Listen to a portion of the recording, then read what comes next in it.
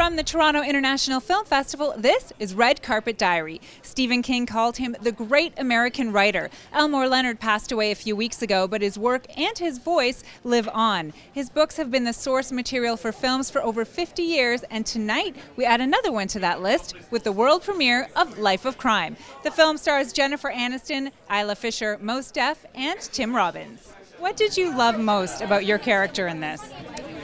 Oh, I just loved her art. Her arc was kind of kick-ass. You know, she went from this pretty, I like to think that she was pilled up, but, just coping and pretty numb to the life that she has sort of found herself in. And then this odd blessing in disguise kind of comes and frees her in a weird way. For fans of Elmore Leonard, what will they recognize in this? What is, fans of his work, what will they instantly recognize in this story? I think what Dan did really well with this movie was he got the tone of it right, which is really difficult to do with that kind of story.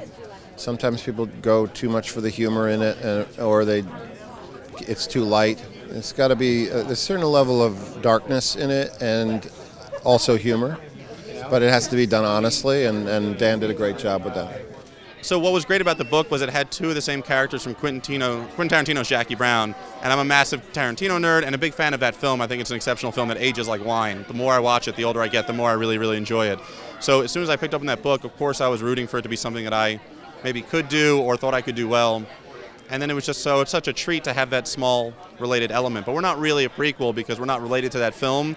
But I like to think there's small echoes between both of the films. I was born in 1970, so I was a kid, and everything was so authentically 70s. Our clothes were pretty great. The girls' clothes. I don't think the guys lucked out as much as the girls did, to be honest. But yeah, it was pretty great. Everybody is doing stuff that you've never seen them do before. It's really worth seeing this movie. It's got a unique voice and a great adaptation of a great writer's work, and very true to the tone of that work. It took like 8 days to adapt the book into a screenplay, and that's what I just sort of mailed into his representatives and said, please, just give me a chance to do this. And they didn't even know who owned it. And it took us 2 years to track down the rights. It was like a 35-year-old book. And then I quit. I thought I wasn't going to ever make films, and 2 years later I got an email saying, we found it and we want to give you a shot to make it.